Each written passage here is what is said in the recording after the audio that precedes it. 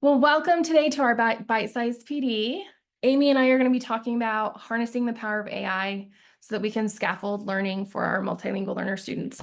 I'm Leslie Morris, and I'm the high school ELA specialist. I'm Amy Gutierrez, and I am an ML specialist. So today, our learning intentions are that we're going to learn how to scaffold learning using best practices for multilingual learners through generative AI, and that's a new content creator. You'll know you're successful when you can identify an AI tool and strategy that you can implement in your instruction right away. This is the overview of what we'll be sharing with you today. We'll go over some strategies and what that looks like for quality interactions and engineering the text. And we'll also share a few other tools at the end, some honorable mentions that we have of generative AI tools. All right. So to begin, we just wanted to kind of put out this disclaimer that even though we have all of these great tech tools, as far as generative AI goes, we still need our students interacting. We need them to have shared, sustained conversations to develop a concept or idea.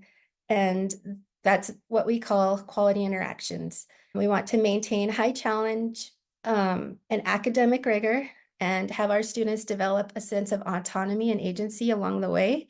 This will get them to focus on academic language, and it involves them in low stakes opportunities for them to practice their language, and it ensures active participation by every group member. Many of you may be wondering, how do we make this happen for all students, at varying levels of language proficiency? And so here we've kind of broken it down on how you would differentiate quality interactions as well as any work on that you might be doing with technology and that.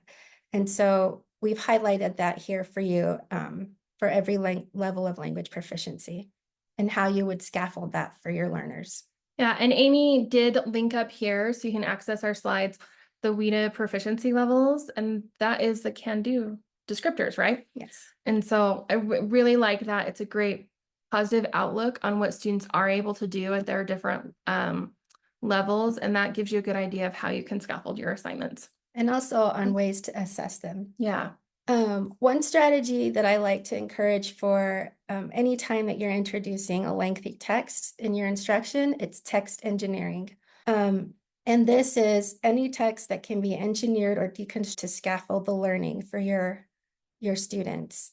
You're not just simplifying the language, but you're amplifying it. And this comes from Growing Language and Literacy by Andrea Honingsfeld. She's one of the ML gurus out there. She breaks this down into highlighting language for your MLs, clarifying complex terminology or concepts, and then pointing out the text features so that they can have those tools as they work through a text independently. Okay, so when we're amplifying, you're using a font that is bold in color, or it may be italicized.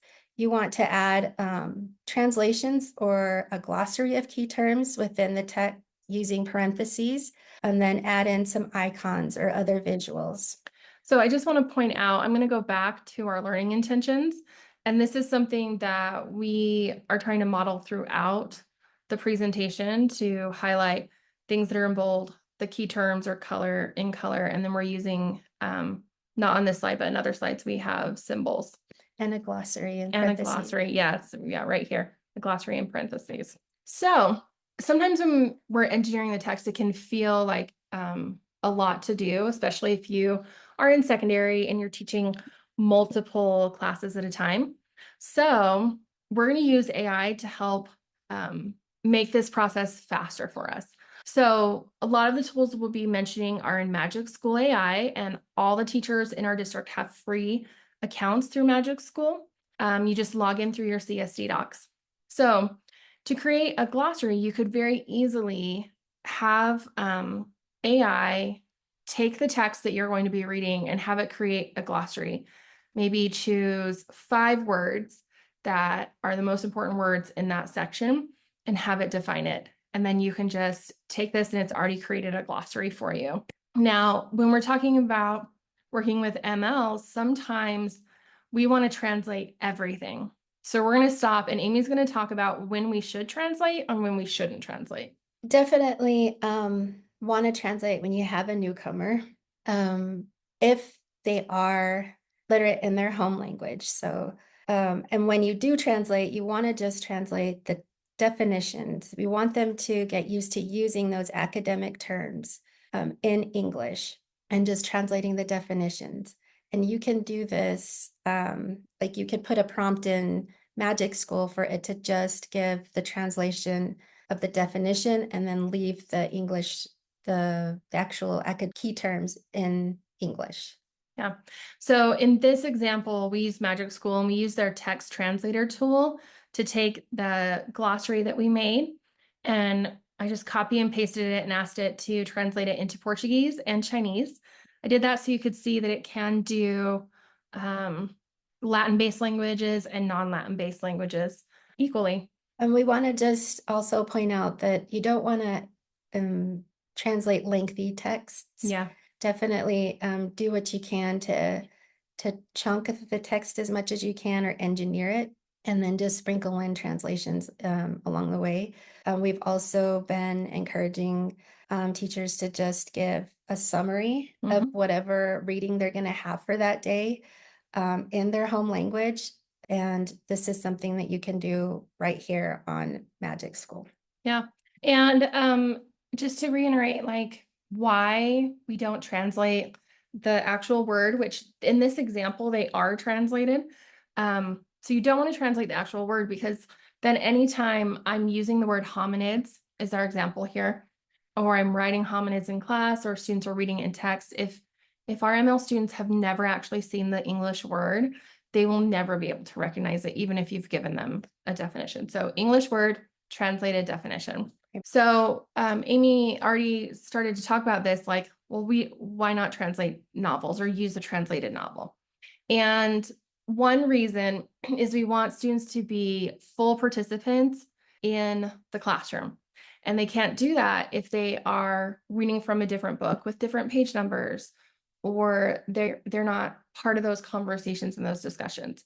So translation is a scaffold that you can use. You can provide a novel in another language for students if they want, if they need it, but during class, they should be using the same novel as every other student. Right. And maybe just reading that novel that you have provided in their home language during independent work time. Yeah. Or at home front loading for the following day's reading. Yeah. So these are two examples where using the text summarizer tool on Magic School, I asked for a bulleted list of what happens in chapter 4 of The Great Gatsby. And then I asked them for a paragraph summary. And so this would actually be really good for students who are absent. And then you can also have a short summary translated for your students who are multilingual learners.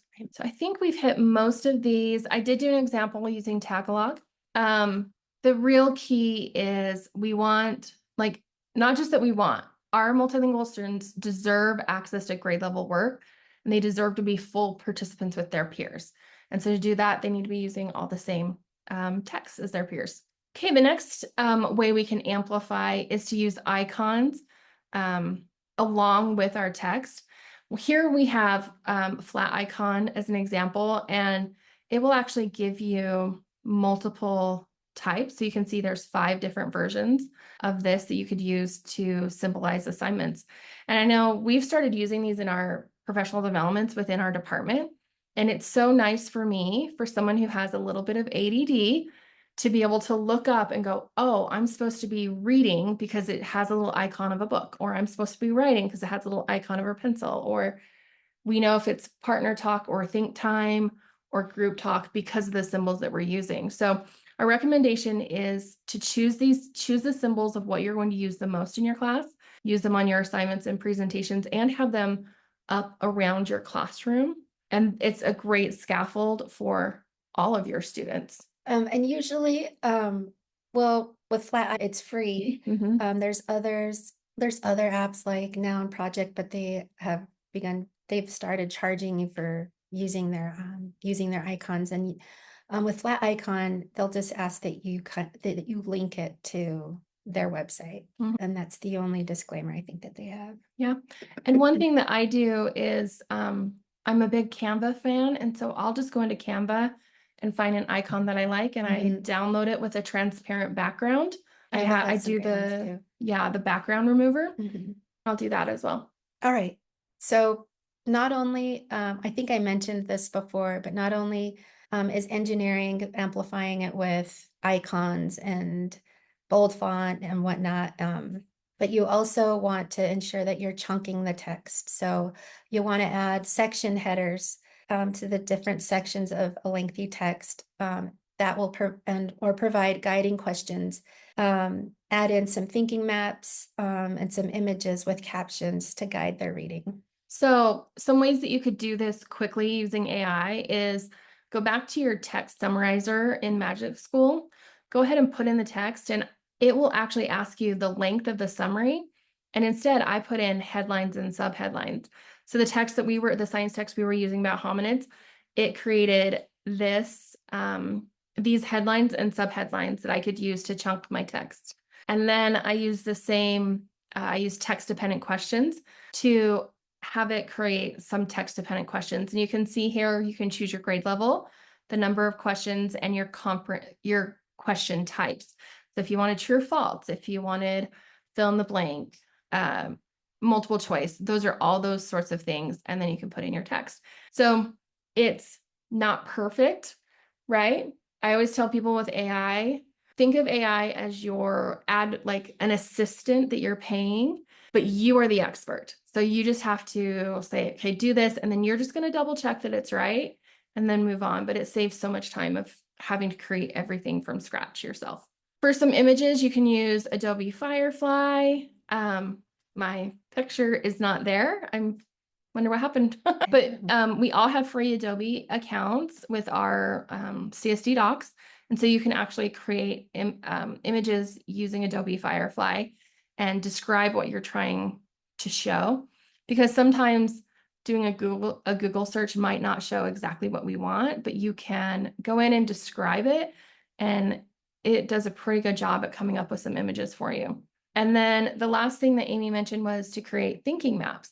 And here's some examples of thinking maps where we're showing connections or organization. And it's also breaking the text down for students. I just think this would be great for all students to see. But two tools that I've explored are JED. I don't know why I struggle with that.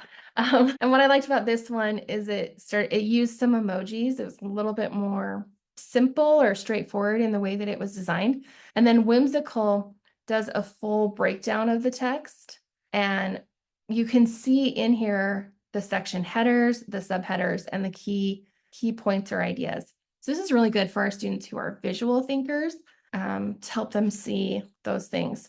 So it's great because with both of these, I had free accounts, but not unlimited usage. So I would save it for the texts that are the most important, like the key learning that needs to happen. And I was able to just copy and paste the text into these two AIs, and it created these thinking maps for me. Okay, so we're going to show you an example of a text that we've retrieved from ushistory.org. It's a 6th grade level social studies text. And if you notice here, the images don't really match up to what the students are going to be expected to read. And so we're going to show you how that can be broken down, how that can be chunked and then amplified for your students.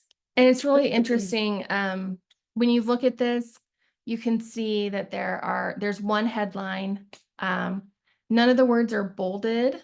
There's an italicized word here, right? So there's no clue for the student, like what is important. I don't see any definitions.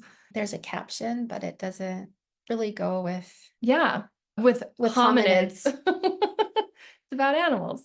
This is what it would look afterwards. So we've chunked it. We've added a guiding question for this section of the text. We put in a translation for ancestors, which kind of is like a cognate, sounds similar to English and Spanish, antepasados.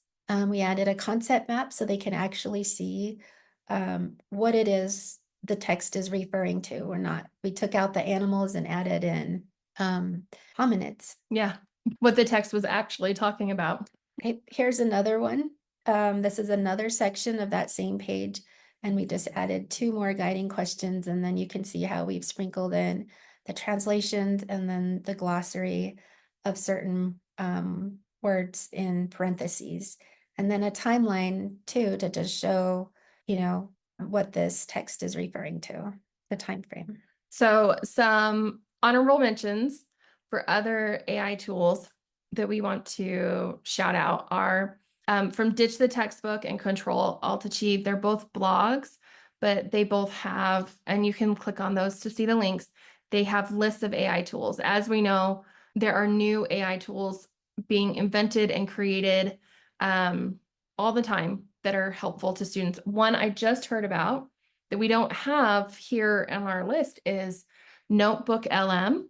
And what's really cool is that I could, or students could, upload text that they're reading, and it will actually create a 2-minute podcast from 2 fake podcasters talking about the topic. And it's more conversational and interesting, and it can really help students get that background knowledge. I thought that was That's really cool. interesting. To check it out. Yeah. So some others are the Microsoft Bing Translator. It has 135 languages.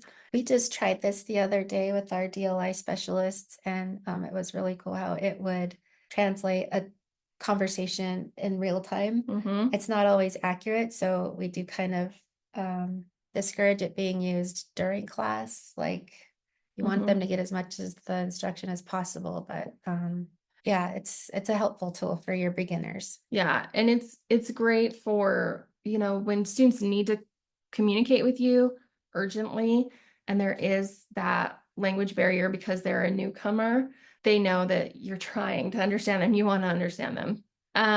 Tell them about Socratic. Socratic is just it's like a tutor. It's like having your own personal tutor, and it will break down a lesson for a student, and they provide, the translations in English, Spanish, Indonesian, French, Portuguese, and I think just German. We have a collection of examples of teachers within our district who have engineered the text. So you can see how they took an original text and did engineering on it. We have, of course, Canva. A lot of teachers are now designing in Canva, and so you can actually use their Magic AI tool inside there to find images, icons, generate images, all those sorts of things. And then School AI has a chatbot in their spaces element that will basically do kind of what Socratic does, where they can have a conversation with AI to help them understand something. That's a really great way of personalizing their learning. Right. Okay. If you have any questions, I would love to say contact me or Amy, but also we have an entire AI team in our district. Emma Moss is the lead of that team. So go ahead and email Emma Moss if you have any questions. They're also doing an AI pilot right now. A lot of great things are happening in our district with AI, and They're offering AI for multilingual learners. They are, yeah, an AI for multilingual learner supports.